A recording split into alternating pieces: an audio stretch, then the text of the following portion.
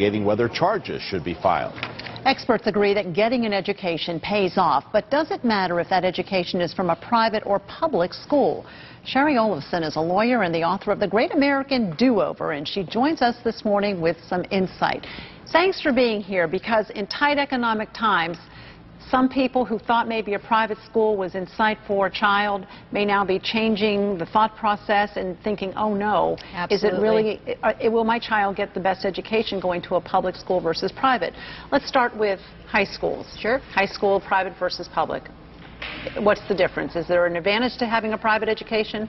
Well, you know, like you said, Roxanne, it used to be that you work hard, you go to school, you go to college, you go to the best schools you can go to, and that means success. And we would measure success in terms of employment. We'd look at wages when you first get out, the number of jobs and the types of jobs available to you, how quickly your wages will go up, and how likely you are to be unemployed. Well, the answer to that question is things have changed, but it still does make a difference to go to a private school.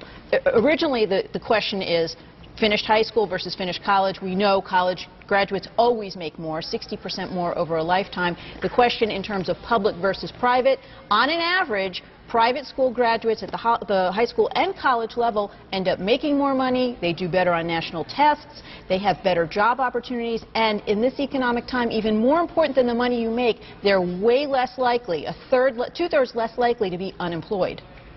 Big difference. Huge difference. Now, which college or high school you go to in terms of that was my next question, because private isn't always equal. No, the playing field it's not isn't apples equal in to all apples, cases. no pun intended. You need to look at not only which private school you'll be considering, but which public schools are available to you, because there are good ones in both categories and there are bad ones. And one of the things that you really need to look at is how many of the graduates of a private high school, for example, are going to college and which college they're going to, because in this environment, any advantage that you can give your kids really does count. Now, public schools, some public schools have advantages, because you were looking at some of these parochial schools. They may have less course selection, there's less diversity. On the other hand, as I said, private schools tend to do better on the national testing, and they also have higher graduation levels, which is hugely important, because what's the point if you don't finish? Okay, well, let's though, if you don't have the money to send your child and you're not going to get assistance to go to a private school, how selective and what should you look for in a public school to make sure your child gets the very best public education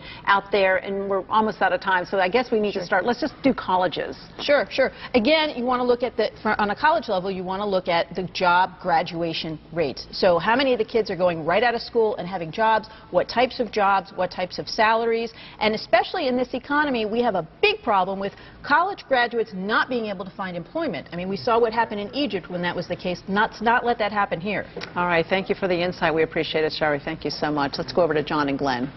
All right, thank you very much. And